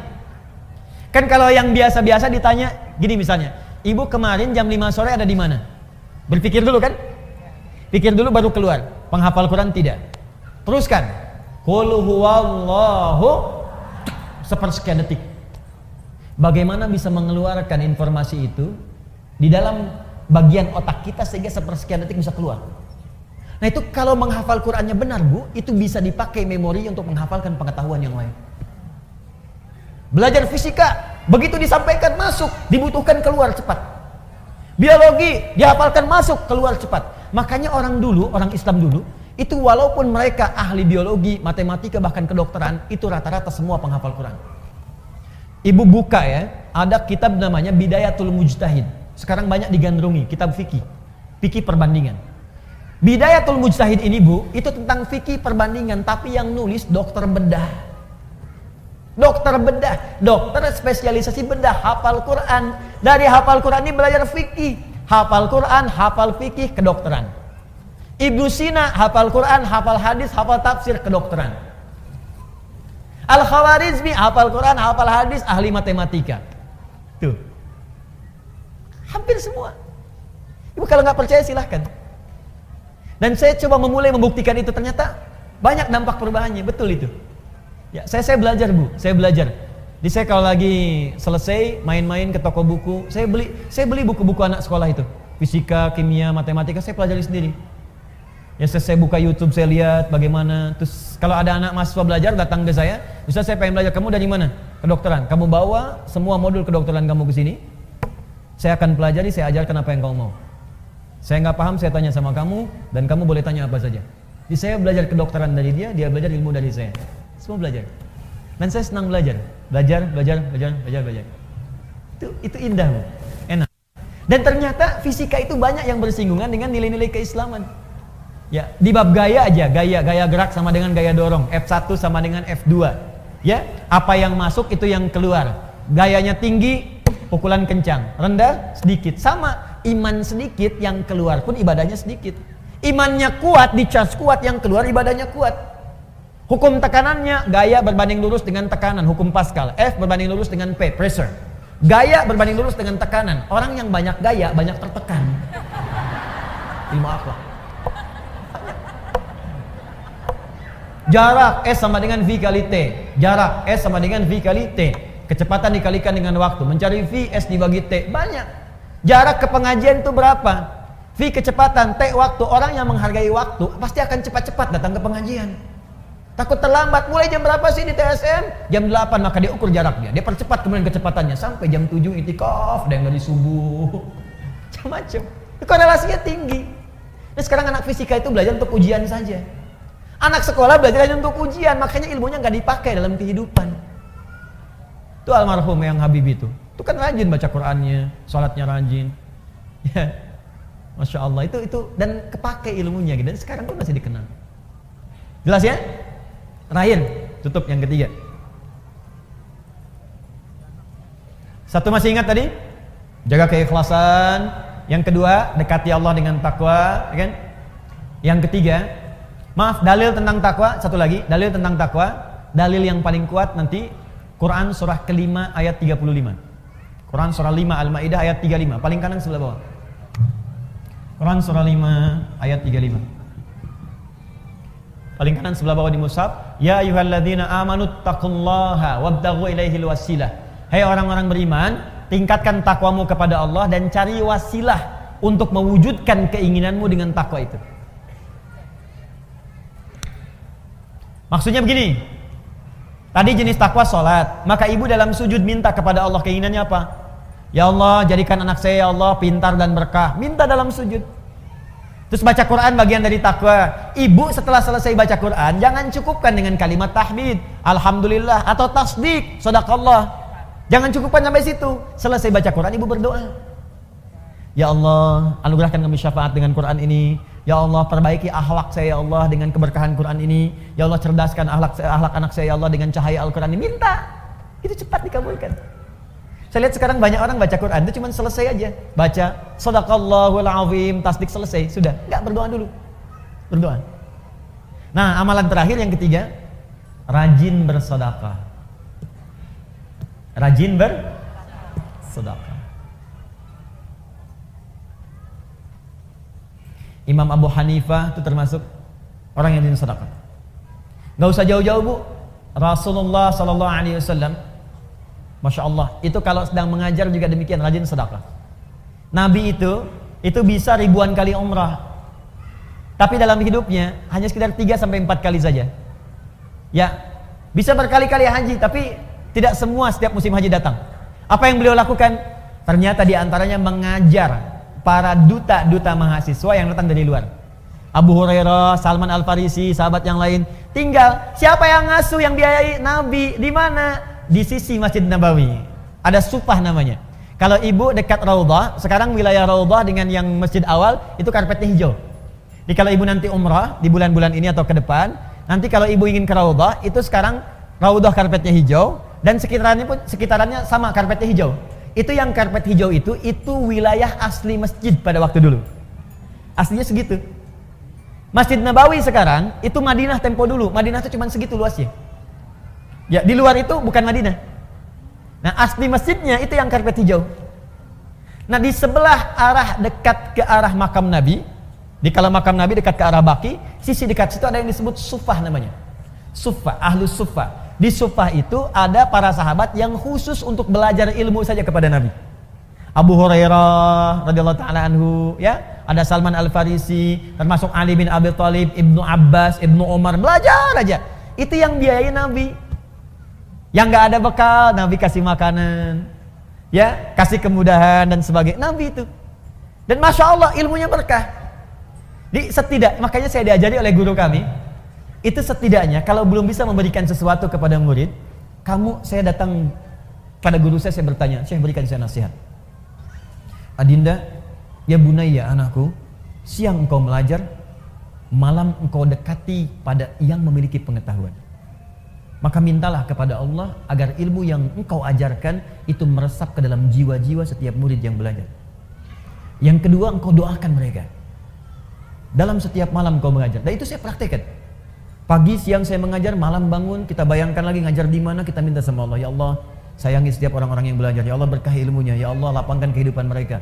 Ya Allah, mudahkan mereka. Ya Allah, pertemukan kami di surga. Ya Allah, himpun dengan keluarga. Ya Allah, jauhkan mereka dari maksiat. Minta gitu. Itu dampaknya besar. Tinggi dampaknya. Ada guru-guru yang lebih hebat lagi. Imam Abu Hanifah itu sampai sedekah ke muridnya dan sebagainya. Dan itu berkah kemudian. Nah, sekarang dibalik, Bu. Ibu juga sama. Ada murid-murid yang ketika dia kemudian belajar, itu banyak di antara mereka yang mempraktikkan sedekah. Ada Syekh Nawawi Al-Bantani, Bu. Syekh Nawawi, beliau ini setiap akan belajar itu bersedekah. Di atas namakan gurunya dengan niat tidak ingin mengetahui aib gurunya. Di Imam Nawawi kalau mau datang kepada syekh untuk talaqi itu sedekah dulu. Begitu sedekah, beliau niatkan kepada fakir miskin, kepada orang lain. Dia niatkan, begitu diniatkan, ya Allah, saya niatkan sedekah ini, dengan niat ini saya tidak ingin mengetahui aib guru saya sedikit pun. Makanya berkah sampai sekarang. Termasuk di antara imam besar Syekh Nawawi Al-Bantani, di antara guru yang tidak pernah mengetahui aib guru-gurunya. Makanya yang didapatkan ilmu aja, ilmu. Masya Allah. Ya ibu silakan. Ya misalnya kan ibu ada kewajiban zakat, keluarkan, kalau itu wajib. Ada infak itu ibu niatkan atas keinginan yang ibu dapatkan. Kalau pahala jelas, ibu ikhlas pahala dapat. Tapi sertakan di situ keinginannya mau apa. Ya misal ibu sedekah nih, saya pengen bantu untuk yang di Pekanbaru, pengen bantu untuk yang di Riau. Ya Allah, jadikan dengan sedekah ini yang di Riau, ya Allah, mendapatkan kemudahan. Dan dengan kemudahan itu jadikan keluargaku mendapatkan rahmat darimu. Jadikan kemudahan itu sebagai kemudahan ilmu bagi anak cucuku. Boleh. Itu dalilnya banyak. Jelas ya? Makanya banyak orang bersedekah oleh Nabi kemudian diluruskan. Di antaranya lurus untuk mengarahkan keinginannya.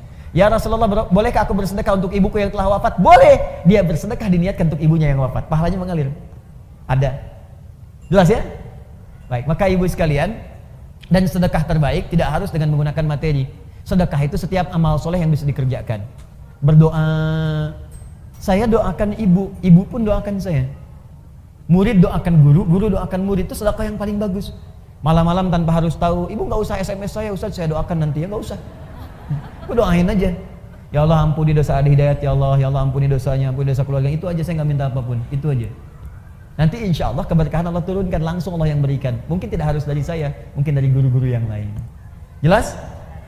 Baik, kalau sudah jelas, saya kira saya cukupkan untuk hari ini. Kita sampai jam 10 kalau saya tidak keliru. Ada 2 menit barangkali untuk menyimpulkan. Saya tanya dulu, ibu paham? Insya Allah. Jadi kalau kita mau beribadah harus pakai apa? Dalil. Contohnya dari mana? Hadis Nabi. Hikmahnya dapatkan, akhlaknya tujuan. Untuk mendapatkan akhlak itu kita mesti belajar dengan baik. 1, lakukan ikhlas karena siapa? Kedua, dekati Allah dengan apa? Takwa. Ketiga, rajin apa? Sedekah. Bisa dengan doa, bisa dengan materi, bisa dengan amal soleh dan sebagainya. Maka lakukan itu. Saya berikan 3 saja dulu untuk bisa memanfaatkan dan mudah untuk mengamalkan apa yang kita telah pelajari.